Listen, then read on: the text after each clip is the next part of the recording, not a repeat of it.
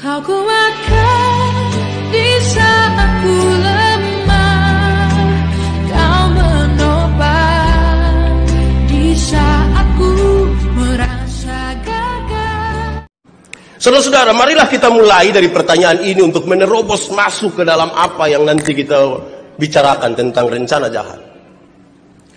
Pertanyaan yang paling gampang adalah, kenapa itu orang yang terlalu benci Yesus? Kenapa membenci sekali Yesus itu? Padahal seharusnya tidak ada masalah kan? Oh, rupa-rupanya kalau kita baca dengan baik beberapa alasan ini menjadi menarik. Kenapa mereka sebegitu membenci Yesus sampai harus membuat Yesus mati terbunuh? Satu, mereka sadar sekarang Yesus sudah sangat terkenal. Yesus semakin populer. Di mana-mana orang bicara tentang Yesus. Dan mereka baru sadar bahwa beberapa hari yang lalu orang-orang menyambut Yesus. Mereka buka jalan yang luar biasa bagi Yesus. Dia sangat terkenal, dia sangat hebat. Para alim ulama dan ahli-ahli Taurat tidak lagi disambut begitu. Mereka kehilangan pamor mereka. Ternyata populer Yesus yang semakin terkenal ini membuat orang sedikit terganggu. Kedua, kepercayaan masyarakat Yahudi kepada para pemimpin agama, ahli-ahli Taurat itu sudah mulai berkurang. Mereka pikir-pikir, kalau makin biarkan Yesus untuk bikin mujizat, sembuhkan orang, makin mengajar, maka kepercayaan masyarakat kepada mereka hilang. Apalagi mereka ikuti dengan baik murid-murid yang Yesus pilih, justru tidak dari kalangan orang-orang mereka. Mereka orang-orang Galilea yang sederhana yang Yesus pilih. Wah, ini bahaya. Lebih baik dia dibunuh. Itu membuat mereka sangat benci kepada Yesus. Ketiga, ada ketakutan dari para pemimpin agama itu. Ada ketakutan. Kenapa? Kalau pro kontra makin besar, maka terjadi kerusuhan. Karena kira-kira 2.500.000 orang berkumpul. Kerusuhan itu menjadi sebuah kerusuhan yang sangat besar. Dan pasti tentara-tentara Romawi yang ditempatkan di situ akan mengambil jalan pintas. Melibas semuanya.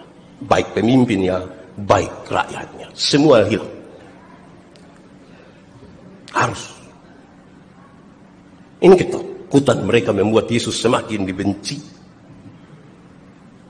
Keempat, kenapa orang terlalu benci sama Yesus? Oh, ada persoalan dalam diri mereka. Kenapa? Persoalan dua ini menarik dalam hidup mereka. Yang pertama, para pemimpin itu mereka tidak bisa menerima kritik. Tidak bisa. Dua jalur yang selama ini ditemukan dalam perjalanan pelayanan Yesus ialah, satu, Yesus begitu dekat dengan ini masyarakat, dengan ini rakyat. Dia melayani mereka. Dia berpihak pada kaum-kaum miskin dan kaum-kaum susah, dan ini membuat mereka merasa terganggu sekali. Ini kritik pertama. Kritik kedua, pertanyaan-pertanyaan mereka Yesus jawab dengan hal-hal yang luar biasa yang membuat mereka tidak berkutik. Ternyata mereka tidak mampu mengelola kritikan, tidak mampu. Rencana jahat timbul di situ. Mengakibatkan hal yang kedua, karena tidak mampu mengelola kritik ini, kemudian mereka jadi orang yang mendendam Yesus. Ini kan pengalaman tidak jadi satu malam. Beberapa waktu, kira-kira 42 bulan bersama-sama dengan Yesus. Dendam, lu tunggu. Mulai dari itu, ketidakmampuan mengelola kritik membuat mereka dendam kepada Yesus. Lalu bagian yang terakhir dalam kaitan dengan bagian yang keempat ini ialah kemudian mereka merasionalkan sebuah kesalahan, yaitu lebih baik satu orang mati daripada semua orang susah. Masuk akal toh? Rasional toh? Lebih baik satu orang ini yang kita hancurkan daripada satu komunitas besar. Itu masalah. Itu begitu bertolak belakang dengan yang Yesus maksudkan. Bukankah dia akan meninggalkan yang 99 dan mencari yang satu? Tapi mereka merasionalkan kesalahan besar ini. lebih baik satu mati. Tapi kalau dia bikin-bikin terus begini, bikin-bikin terus begini, woi bahaya.